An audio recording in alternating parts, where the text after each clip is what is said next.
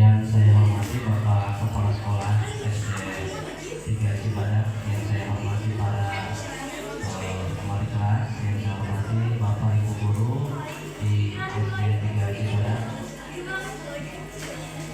Pertama-tama izin memperkenalkan diri, saya Dr. Iqbal Dewi Fauzan. Saya kedua peserta Bidan Ella yang bertugas di Puskesmas Bajasari. Saya domisili di Sukajadi, Pamarican Ciamis, dan saat ini menjadi dokter pelayanan medis di Puskesmas Bajasari. Saya di Puskesmas Bajasari sudah sejak tahun 2021, jadi belum lama waktunya.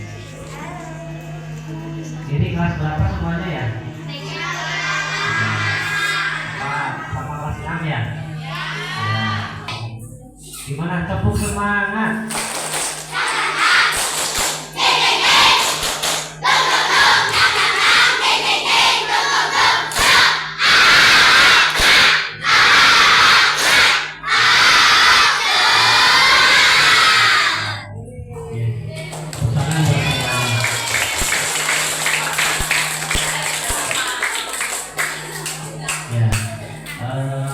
Adik-adik semuanya, nanti minta tolong diperhatikan ya.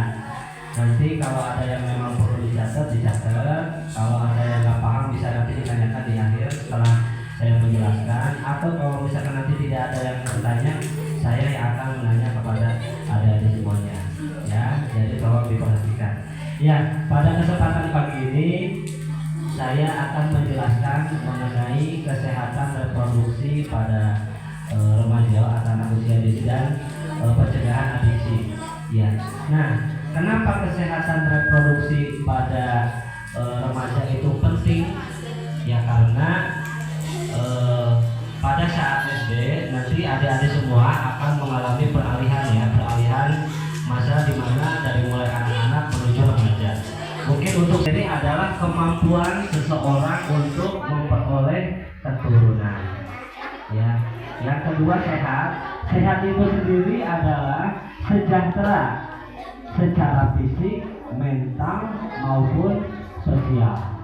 Nah, sedangkan kesehatan reproduksi artinya keadaan sejahtera secara fisik, mental dan sosial dalam menjalankan fungsi dan proses reproduksinya. Ya. Kemudian, nah ini ya, mengapa perlu tahu? Karena adik-adik nanti seiring bertambahnya usia akan mengalami beberapa perubahan. Satu, bisa perubahan fisik, yang kedua bisa perubahan psikis, ya, juga bisa terdapat perubahan sosial. Ya, nanti kita bahas satu-satu ya. Nah, masa remaja merupakan masa peralihan dari terjadi ketertarikan terhadap di dalam tubuh kita. Oh, adik udah tahu, dulu pernah dijelasin ya. Jadi tolong diperhatikan ya. Halo. Nah, yang pertama pada laki-laki ya. Pada laki-laki nanti seiring bertambahnya usia akan terjadi perubahan-perubahan. Yang pertama, suara saya beda dari dulu, nggak apa-apa, itu proses yang wajar dan normal. Ya, seiring bertambahnya usia pasti akan mengalami perubahan-perubahan yang barusan saya sebutkan. Kemudian terjadi perubahan yang pertama, satu akan mengalami menstruasi. Ya, biasanya antara usia 10 sampai 15 tahun. Ya. Jadi ada juga yang lebih cepat, ini tergantung dari masing-masing. Ya, jadi beda-beda. Terus di sini ada yang kelas 6 coba ngacung. Ya, ada. Yang laki-laki? Ya. Coba di sini dari kelas 3 sampai kelas 6 ada yang belum disunat enggak? Udah teratur, makan udah teratur, itu akan mempengaruhi kualitas dan kuantitas headnya. Jadi headnya bisa lebih lama, bisa lebih cepat, atau darah yang keluar bisa lebih banyak dari biasanya. Dan ini sangat tidak nyaman. Ya, jadi 4 faktor tadi harus dikendalikan. Makan harus teratur, tidur cukup, tidak banyak pikiran, tidak gampang cemas, ya, dan tidur teratur, ya. Ya, makanya tolong pergaulan dijaga, ya. Ini di sini kelas 6 terutama nih, nggak ada yang pacaran ya? Nggak ya? Ya, jangan ya, Ade, ya. Kalau suka wajar ya, tapi jangan berduaan, jangan deket-deket, apalagi pacaran. Ya, hati-hati, ya.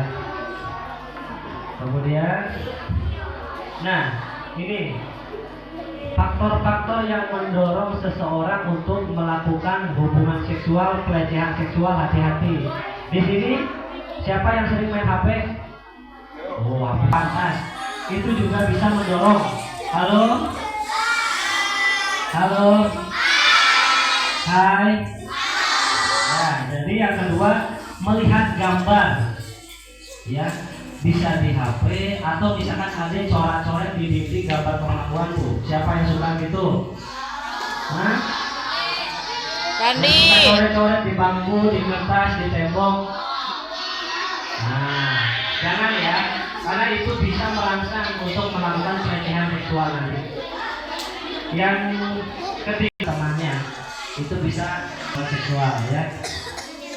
Yang berikutnya berduaan, laki-laki dan perempuan, ya, hati-hati ya, teman-teman adik-adik di sini yang perempuan jangan pernah berduaan ya di tempat